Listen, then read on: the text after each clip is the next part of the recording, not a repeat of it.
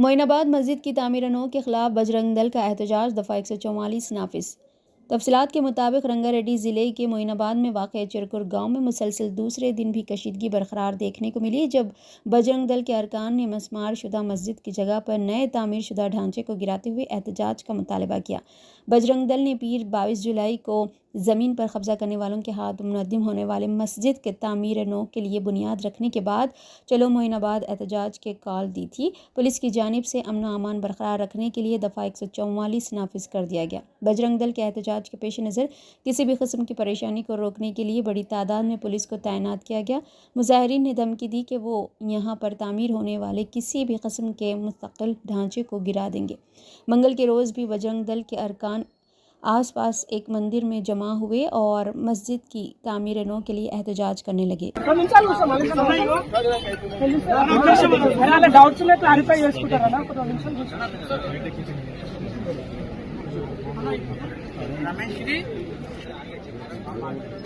అన్న ఇప్పుడు ఓన్లీ ఇది గ్రామానికో ఒక ప్రాంతానికో సంబంధించి కాదన్నా, కోట్లాది మంది హిందువులకు సంబంధించిన మ్యాటర్ కాబట్టి ఇన్ని రోజులు మీకు టైం ఇచ్చిర్రు, మాట్లాడిరు పెద్దవాళ్ళని చెప్పేసి మేము టైం ఇచ్చినాము, మాట్లాడి చేసిరు.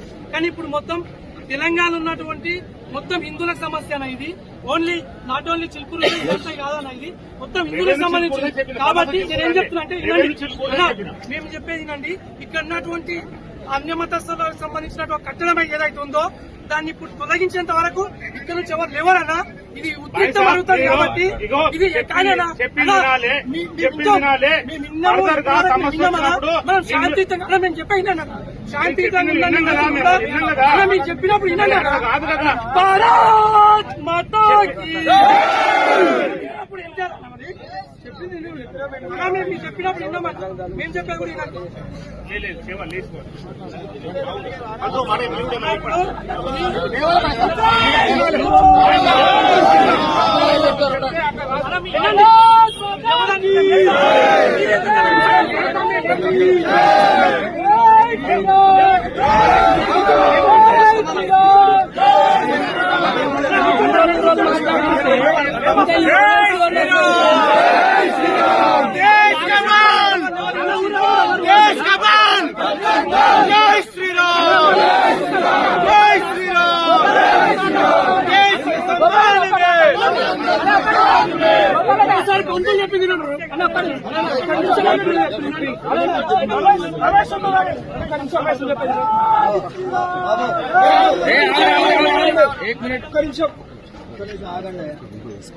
మీరందరూ నా మీద నమ్మకం ఉన్నదా? మీ అందరికి నా మీద నమ్మకం ఉందా? ఉందా లేదా? ఉందా లేదా?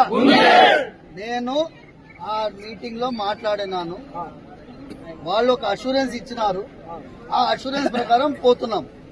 అర్థమైందా? మెల్లగా ఒక్కొక్కటి జరుగుతుంది. నిన్నటి నుంచి ఏ కొత్త నిర్మాణం జరగదు. అక్కడ 4 గుంటల్లో ఫెన్సింగ్ జరుగుతుంది. కొత్త నిర్మాణాలు ఏమీ జరగవు.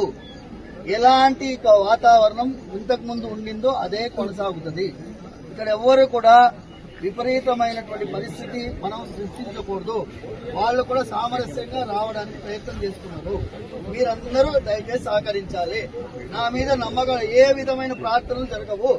మీ అందరి తరఫున భగవంతుడి యొక్క సేవకుడిని నేను, ధర్మాని కోసం ముందు ఉండేవాడిని నేను. మీరందరూ నమ్మితే మీరందరూ లేవాలి. బోలో చిలుకూరు బాలాజీ భగవానికి